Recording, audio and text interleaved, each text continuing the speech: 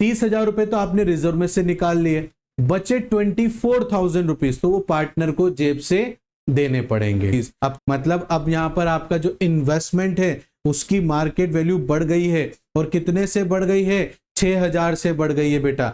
देखो हमेशा ध्यान रखो, नुकसान हुआ तो पार्टनर्स ने भुगता, अब यहां पर प्रॉफिट हो रहा है तो उस प्रॉफिट का फायदा किसको मिलेगा?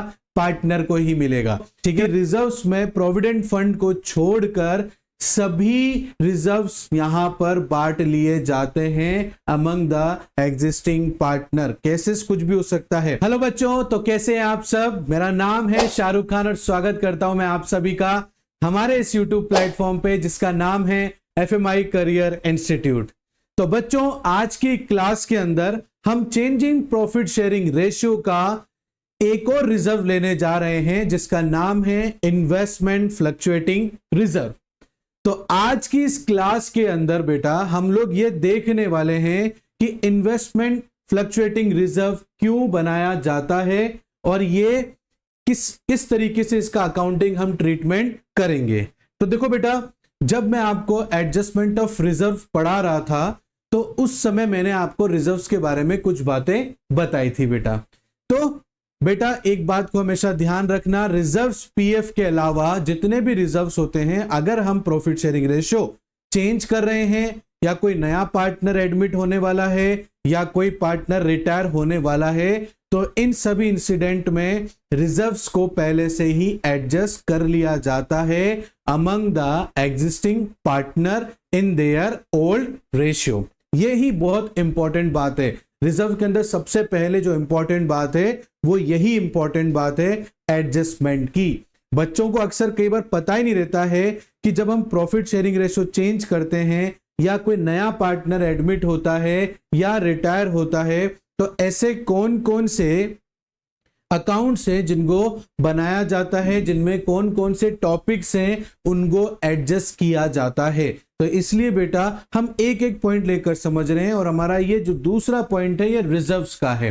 तो रिजर्व्स में मैंने आपको पहले ही बताया, अभी भी बता रहा हूं बच्चों कि रिजर्व्स में प्रोविडेंट फंड को छोड़कर सभी रिजर्व्स यहां पर बांट लिए जाते हैं among the existing partner. Cases कुछ भी हो सकता है, change in profit sharing ratio हो सकता है रीजन, चाहे वो रिटायरमेंट हो सकता है रीजन, चाहे वो एडमिशन हो सकता है, एडमिशन हो सकता है रीजन। ठीक है बच्चों। तो बच्चों मेरी उन बच्चों से रिक्वेस्ट है जो आज की इस वीडियो में पहली बार हमारी क्लास अटेंड करने जा रहे हैं बेटा, तो आप सभी से रिक्वेस्ट है बेटा कि हमने change in profit sharing ratio की पूरी एक सीरीज चला रखी है। तो प्लीज मेरी आपसे हम्बल रिक्वेस्ट है बेटा, आप लेक्चर नंबर 1 से ही देखिए तो आपके सारे डाउट्स बहुत अच्छे से क्लियर हो जाएंगे। तो चलिए इन्वेस्टमेंट फ्लक्चुएटिंग रिजर्व के ऊपर बात करते हैं। देखो बेटा, इन्वेस्टमेंट फ्लक्चुएटिंग रिजर्व मींस यहां पर आप कोई स्पेसिफिक रीजन की वजह से किसी चीज के लिए पैसे जोड़ रहे हैं, और यहां पर आप जिस चीज के लिए पैसे जोड़ रहे हैं उसका नाम है इन्वेस्टमेंट। किसके लिए जोड़ रहे हैं बेटा आप लोग? इन्वेस्टमेंट के लिए पैसा जोड़ रहे हैं। ठीक है ना। इन्वेस्टमेंट के लिए जो पैसा जोड़ा जा रहा है वो आप अपनी फर्म के प्रॉफिट में से कुछ हिस्सा इन्वेस्टमेंट के लिए जोड़ रहे हैं बेटा। और ऐसा क्यों कर रहे हैं सर हम? तो ऐसा बेटा हम इसलिए कर रहे हैं क्योंकि जो इन्वेस्टमेंट होता है ना वो बड़ा चंचल होता है। क्या होता है बेटा? वो बड़ा ही चंचल होता है। इट मींस बड़ा ही फ्लक्चुएट होता रहता है वो मार्केट में, उसके अंदर उतार चढ़ाव आते रहते हैं। जैसे आप स्टूडेंट की लाइफ में भी उतार चढ़ाव आते रहते हैं ना, तो उसी तरीके से इन्वेस्टमेंट में भी उतार चढ़ाव आते रहते हैं। कभी इन्वेस्टमेंट में जो रिटर्न होता है वो आपको बहुत हायर रिटर्न मिल जाता है।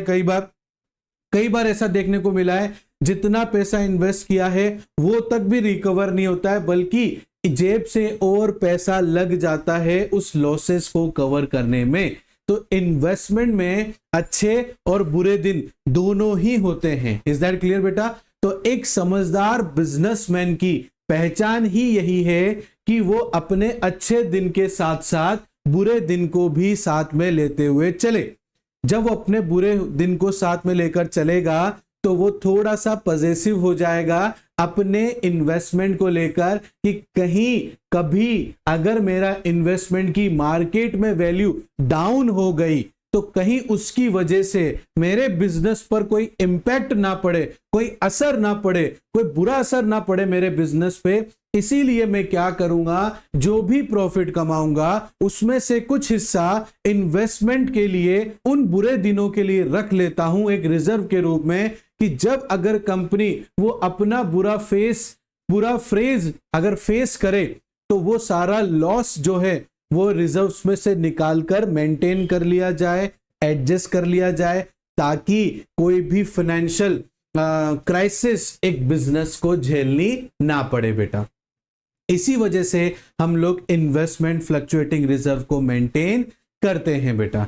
आई होप आपको ये डाउट अच्छे से क्लियर हुआ होगा कि इन्वेस्टमेंट फ्लक्चुएटिंग रिजर्व्स क्या होता है।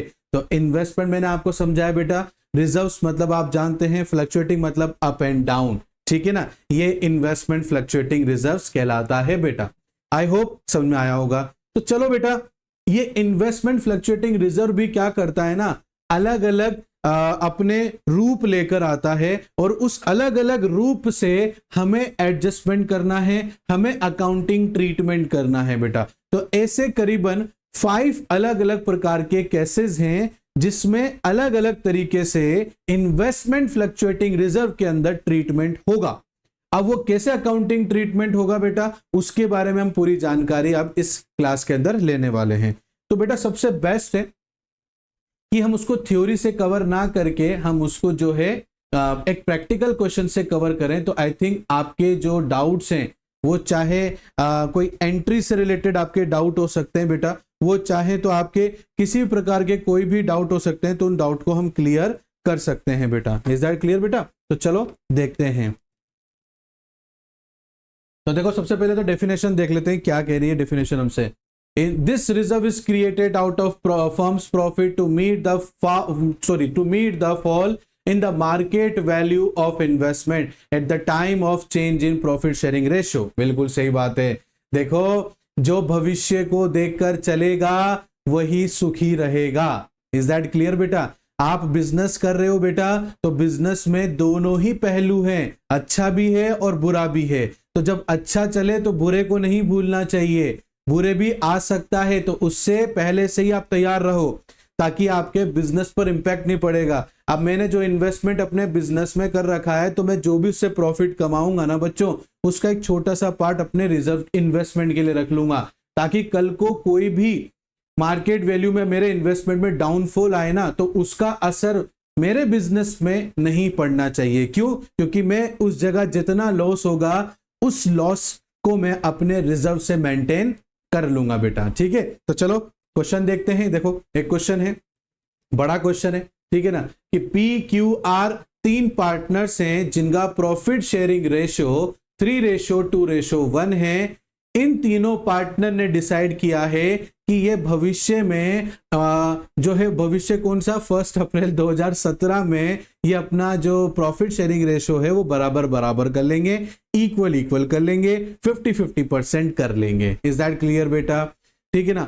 अब देखो बेटा, अगर आप प्रॉफिट शेयरिंग रेशियो चेंज कर रहे हो और लायबिलिटी के अंदर, बैलेंस शीट के लायबिलिटी साइड में प्रोविडेंट फंड को छोड़कर अगर जो भी रिजर्व आपको नजर आ रहा है बेटा, तो उसको हमें बांट लेना है सभी पार्टनर्स के अकाउंट के अंदर, और वो भी ओल्ड रेशियो के थ्रू।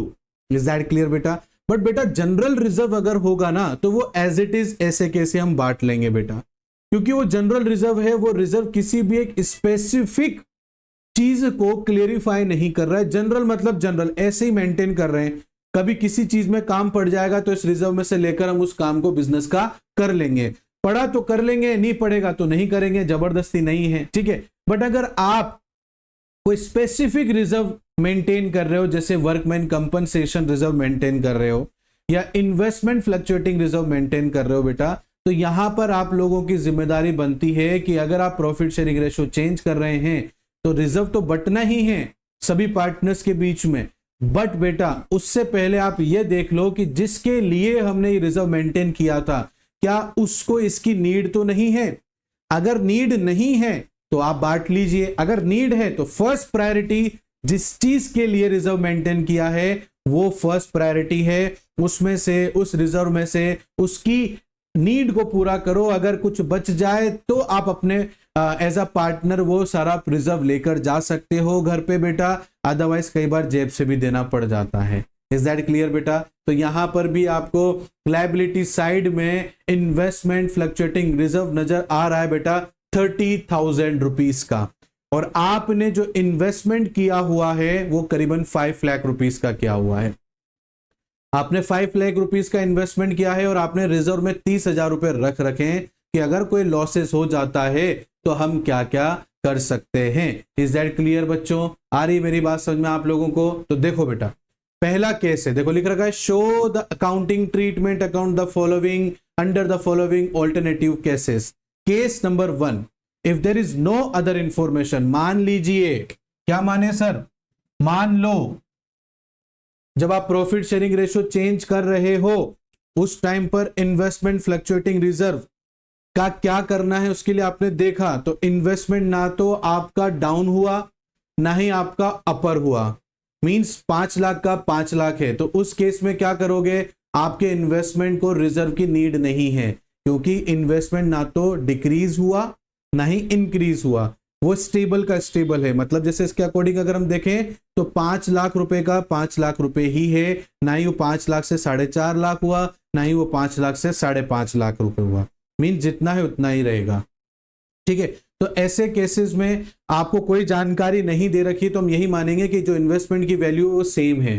कोई जानकारी नहीं है तो आप क्या करोगे? जो रिजर्व से बेटा उसको बांट लोगे। तो यहां पर हमारा पहला जनरल एंट्री होगा investment fluctuating reserve account debit 30,000 rupees, और ये हम सभी पार्टनर्स में बांट देंगे। 2 P's capital account, 2 Q's capital account और 2 R's कैपिटल अकाउंट। ठीक है बेटा, 30,000 रुपए बेटा, और 30,000 रुपए को पार्टनर्स के, जो 30,000 क्या है? रिजर्व है बेटा, तो पार्टनर्स के ओल्ड रेशियो में बांट लिया जाएगा। पार्टनर का ओल्ड रेशियो क्या बेटा? 3:2:1 है बेटा। तो 30,000 को डिवाइड करो, 3 + 2 5, 5 + 1 6, 6 से डिवाइड करोगे तो कितना आ गया बेटा? 5,000 आ गया। तो इसका बेटा 5 3 जा 15। ठीक है, उसके बाद में बेटा 5 2 जा 10 और 5 1 जा 5, ये हो गया बस। Investment fluctuating reserve liability side में दे रखा है, इन्वेस्टमेंट कॉस्ट 5 लाख रुपए दे रखी है, इसके अलावा कोई जानकारी नहीं है। There is no other information, कोई इंफॉर्मेशन नहीं है, तो जो रिजर्व से वो आप एज इट इज बांट लेंगे। इज दैट क्लियर बेटा? तो यहां लिख लेना आप transfer excess of investment fluctuating reserve among the existing partners in their old ratio। is that clear बेटा? तो अगर कोई भी रिजर्व को लेकर या कोई भी इन्वेस्टमेंट को लेकर कोई जानकारी नहीं है तो जितना रिजर्व है सारा पार्टनर्स के बीच में एक एग्जिस्टिंग पार्टनर मतलब क्या होता है बेटा? जो ऑलरेडी पार्टनरशिप में है उनको एग्जिस्टिंग पार्टनर बोला जाता है। तो एग्जिस्टिंग पार्टनर के बीच में उस रिजर्व को बांट लिया जाएगा। क्यों बांट लिया जाएगा? क्योंकि कोई जानकारी नहीं है, कोई रिजर्व के साथ क्या करना है कोई जानकारी नहीं है बेटा, तो आपके पास में जितना भी रिजर्व है पूरा का पूरा बांट लेंगे। इज दैट क्लियर बेटा? बात समझ में आई आप लोगों को? तो चलो आगे चलते हैं, केस नंबर 2 भी देखते हैं। केस नंबर 2 क्या कह रहा है? If the market value of investment is ₹5 lakh. देखो मैंने बोला था ना आपको, अगर इंफॉर्मेशन गिवन नहीं है तो भी हम क्या एज्यूम करेंगे कि इन्वेस्टमेंट की जो कॉस्टिंग है वो सेम ही है, तो इसलिए रिजर्व को बांट लेंगे। ठीक है, और अगर आपको जानकारी दे रखी है कि मार्केट वैल्यू अगर 5 लाख रुपीज है, मतलब सेम ही है, हमने खुद ने इन्वेस्टमेंट कितने में किया? 5 लाख रुपए में, और अभी भी मार्केट में वैल्यू क्या है इन्वेस्टमेंट की? 5 लाख रुपए। तो यहां पर क्या एडजस्ट करोगे? कोई एडजस्ट करने के लिए नहीं है। एडजस्ट तो जब करते हैं ना, जब या तो इन्वेस्टमेंट बढ़ जाए या इन्वेस्टमेंट घट जाए, या तो इन्वेस्टमेंट एज इट इज चल रहा है, तो यहां पर फिर रिजर्व का क्या हल होगा? सेम। इसके अकॉर्डिंग ही रिजर्व वापस से हम लोग पार्टनर्स के बीच में पूरा पूरा रिजर्व पार्टनर्स को दे देंगे। चलो दे देते हैं। ये हो गया आपका investment fluctuating reserve account debit 30,000 rupees to P's capital account to Q's capital account to R's capital account. 15,000, 10,000 और 5,000। और ये लिख देंगे बेटा हम दोबारा से कि ट्रांसफर कर लिया excess of investment fluctuating reserve among the existing partners in their old ratio. Is that clear बेटा? तो चाहे क्वेश्चन में जानकारी हो, चाहे जानकारी कोस्ट के बराबर ही क्यों ना हो, आपको रिजर्व पूरा का पूरा बांट लेना है। ऊपर वाले केस में कोई जानकारी नहीं है कि रिजर्व का क्या करना है, तो पूरा का पूरा रिजर्व बांट लिया। नीचे वाले केस में हमारी कोस्टिंग और मार्केट वैल्यू दोनों बराबर चल रही है, तो भी रिजर्व का कुछ नहीं करना है, तो रिजर्व इसलिए पूरा का पूरा पार्टनर को दे देंगे। इज दैट क्लियर बच्चों? आ रही है बात समझ में बेटा आप लोगों को? अब केस नंबर 3 देखते हैं बेटा। हम क्या देखते हैं बेटा? Case number 3। देखो केस नंबर 3 क्या कह रहा है कि आपकी जो मार्केट वैल्यू है आपके इन्वेस्टमेंट की वो 4,88,000 रुपीज हो चुकी है। मतलब आपने इन्वेस्टमेंट 5 लाख में किया बेटा। आपने इन्वेस्टमेंट किस में, कितने में किया? 5 लाख रुपए में किया, ठीक है ना। और अब आपके जो जैसे देखो आपने जो कोस्ट मतलब आपका जो खर्चा आया इन्वेस्टमेंट करने में वो 5 लाख रुपए का आया बेटा। और मार्केट में आपने जो इन्वेस्टमेंट किया है उसकी वैल्यू 4,88,000 रुपीज हो गई। मींस यहां पर जो इन्वेस्टमेंट है वो क्या हो गया? डिक्रीज हो गया बेटा। अब जब वो डिक्रीज हो गया बेटा तो अब यहां पर लॉस हो गया। अब इस लॉस का हमारे बिजनेस पर कोई इंपैक्ट ना पड़े, इसीलिए अब हम इस जगह पर रिजर्व का इस्तेमाल करेंगे उस लॉस को बियर करने के लिए, ताकि उसका नुकसान हमें हमारे बिजनेस पर ना दिखे, ठीक है ना। तो देखो बेटा आपकी जो कीमत, आपके जो इन्वेस्टमेंट आपने जो किया वो 5 लाख रुपए किया और मार्केट वैल्यू कितनी होगी? 4,88,000 रुपीज। तो आप क्या करोगे? 5 लाख रुपीज देखोगे भाई कितने का नुकसान हुआ। तो मैंने 5 लाख रुपए लगाए, अब मेरे जो इन्वेस्टमेंट की वैल्यू 4,88,000 रुपीज हो गई, तो माइनस कर देंगे 5 लाख से बेटा, तो 12,000 रुपए का आपको नुकसान हो गया बेटा। क्या हो गया बेटा? आपको 12,000 रुपए का नुकसान हो गया। इज दैट क्लियर बेटा? और जो 12,000 का नुकसान हुआ है बेटा ये काफी छोटा है रिजर्व के अकॉर्डिंगली। देखो हमारे पास में जो इन्वेस्टमेंट फ्लक्चुएटिंग रिजर्व है वो कितना है बेटा? 30,000 रुपए है। और केस नंबर 3 में आपको लॉस कितने का लगा बेटा? 12,000 रुपए का। तो चलो इसकी जनरल एंट्री करते हैं। और कैसे करेंगे बेटा देखते हैं। अभी यहां पर देख आप क्या करोगे, आपके पास में इन्वेस्टमेंट फ्लक्चुएटिंग रिजर्व है बेटा 30,000 रुपए। उसमें से आप इन्वेस्टमेंट में जितनी आपको जरूरत है, कितने की जरूरत है? 12,000 का नुकसान है तो 12,000 की हमें जरूरत पड़ी, तो हमने 12,000 रुपए इन्वेस्टमेंट फ्लक्चुएटिंग रिजर्व में से 30,000 में से हमने 12,000 रुपए इन्वेस्टमेंट में डाल दिए, क्योंकि 12,000 का हमें नुकसान लग रहा था बेटा, उस नुकसान को हमने रिजर्व में से मेंटेन कर लिया। अब देखो बेटा 30,000 रुपए में से मतलब 30,000 रुपीज में से 12,000 रुपीज आपने क्या करा? आपने जो है अपने नुकसान को रिकवर कर लिया। तो 30,000 में से 12,000 गए, अभी भी आपके पास में 18,000 रुपए रिजर्व में बचा हुआ है बेटा। तो वो 18 मतलब 18,000 रुपीज जो आपके पास रिजर्व में बचा हुआ है उसको आप क्या कर लोगे? एग्जिस्टिंग पार्टनर में बांट लोगे। जैसे to P's capital account, to Q's capital account, to R's capital account. 18,000 रुपए बचे बेटा हमारे पास में। कितने बचे बेटा? 18,000 रुपए। क्योंकि बेटा ये 12,000 रुपीज कहां से आया? देखो हमारे पास में रिजर्व थे, हमारे पास था रिजर्व 30,000 रुपीज का, और हमें नुकसान कितने का हुआ बेटा? 12,000 रुपए का। तो 12,000 रुपए को हमने 30,000 से रिकवर कर लिया, तो हमारे पास में 18,000 रुपीज रिजर्व के अंदर बच गए। तो ये जो 18,000 रुपीज हमारे पास रिजर्व में बचे बेटा, ये हम हमारे एग्जिस्टिंग पार्टनर को दे देंगे। अब इसको डिवाइड कर दो, 3:2:1 मतलब 6 से डिवाइड कर देंगे बेटा, और ये आ जाएगा आपका 3000 रुपीज। तो यहाँ पर आपका 3000 इंटू 3 मतलब 9000 रुपीज, 6000 रुपीज और 3000 रुपीज। इज दैट क्लियर बेटा? ये आपका केस नंबर 3 हो गया। इसका नरेशन क्या लिखेंगे बेटा? वही सामने वाला, जैसे ये transfer of excess reserve to among existing partners in their old ratio. Is that clear बच्चों? बात समझ में आई बेटा आप लोगों को? चलो अच्छी बात है, बात समझ में आ गई तो आपको केस नंबर 3 भी समझ में आ गया। अब हम लेते हैं केस नंबर 4 हमसे क्या कहता है। इज दैट क्लियर बेटा? चलो ये देखो केस नंबर 4 क्या कहता है, जल्दी से देखते हैं। केस नंबर 4 हमसे कह रहा है अगर मार्केट वैल्यू 4,46,000 रुपीज हो जाए तो देखो बेटा हमारी जो कॉस्ट है वो तो है 5 लाख रुपए।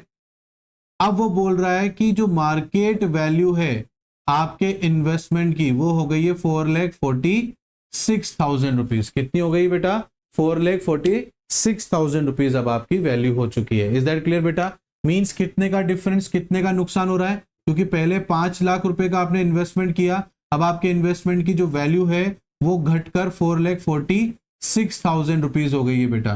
तो आपको कितने का नुकसान हो गया? तो देखो 5 लाख माइनस 4,46,000 रुपीज मतलब आपको 54,000 रुपीज का नुकसान हो गया। और इन्वेस्टमेंट फ्लक्चुएटिंग रिजर्व आपके पास में कितना है बेटा? 30,000 रुपए है। बाप रे बाप, इस बार तो रिजर्व भी क्या हो गया? कम पड़ गया। रिजर्व पूरा लेने के बाद में भी हमें करीबन जो है यहां पर और अमाउंट चाहिए। और हमें कितना अमाउंट चाहिए? करीबन हमें यहां पर करीबन 24,000 रुपीज का और पैसा चाहिए, तभी जाकर ये जो नुकसान है 54,000 रुपीज का ये हम कवर कर सकेंगे। तो बेटा हम लोग यहां पर क्या करेंगे? देखो पार्टनर है, पार्टनर के लिए क्या है नियम? पार्टनर के लिए नियम यह है कि प्रॉफिट भी तेरा और अगर नुकसान भी हुआ तो जेब से पैसे भी तू ही देगा। इज दैट क्लियर बेटा? तो यहां पर देखो 54,000 रुपीज का नुकसान हुआ, बट 30,000 रुपए तो आपने रिजर्व में से निकाल लिए, बचे 24,000 रुपीज तो वो पार्टनर को जेब से देने पड़ेंगे। अब कैसे देगा पार्टनर? चलो इसको भी देख लेते हैं बेटा। तो सबसे पहले हम जनरल एंट्री करते हैं बेटा। देखो यहां पर जनरल एंट्री पहला वाला, ठीक है। पहली जनरल एंट्री क्या होगी? Investment fluctuating reserve. ये investment fluctuating reserve account debit पूरा का पूरा 30,000 रुपए हमने ले लिया है बेटा, ठीक है। और आपका इन्वेस्टमेंट में नुकसान कितना हुआ बेटा? टू इन्वेस्टमेंट अकाउंट 54,000 रुपीज का नुकसान हुआ है। और जनरल एंट्री में डेबिट और क्रेडिट साइड दोनों बराबर होनी चाहिए बेटा। तो इट मींस यहां पर हम क्या लिखेंगे? Revaluation account. मैंने आपको पहले बताया था रिवैल्यूएशन के बारे में बेटा कि जब भी एसेट्स और लायबिलिटी की वैल्यू चेंज होती है तो उसको रिवैल्यूएशन अकाउंट में डाला जाता है। अब यहां पर आपके इन्वेस्टमेंट की वैल्यू 5 लाख से 4,46,000 हो गई ना बेटा। तो वैल्यू चेंज हो गई, कितने से चेंज हुई बेटा? 54,000 से चेंज हो गई। तो ये कौन सा अकाउंट में जाएगी? रिवैल्यूएशन अकाउंट में जाएगी, इसलिए रिवैल्यूएशन अकाउंट को डेबिट किया गया है। और यहां पर मैं 24,000 रुपीज लिख दूंगा बेटा। तो ये हमारा जो 24,000 रुपीज है बेटा ये हमारे पार्टनर को देना पड़ेगा अपनी जेब से। थोड़ा पास में लिख देता हूं बेटा इसको मैं ना। तो यहां लिखेंगे to investment account 54,000 rupees. Clear बच्चों? बात समझ में आई आपको? तो यहां पर क्या हो गया बेटा? फॉल हो गया in the value of investment. Investment में क्या होगी बेटा? वैल्यू आपकी फॉल हो गई है। एडजस्ट करेंगे उसको, adjusted through investment fluctuating reserves and remaining amount bearing by existing partner, ठीक है। बाकी सारा जो बचेगा वो यहां पर पार्टनर्स एडजस्ट करेंगे। इज दैट क्लियर बेटा? तो देखो 54,000 में से 30,000 तो ले लिए, बचे 24,000 रुपीज। ये कौन देगा? P's capital account debit, Q's capital account debit, R's capital account debit to revaluation account. कितना है? 24,000 रुपीज। अब 24,000 को हम लोग क्या करेंगे बेटा? डिवाइडेड बाय 6 कर दो, तो आपके पास कितना आ गया? 4,000। तो 4 3 जा 12, 4 2 जा 8, 4 1 जा 4। ये हो गया बेटा, ये हमने बियर कर लिया। ठीक है बेटा।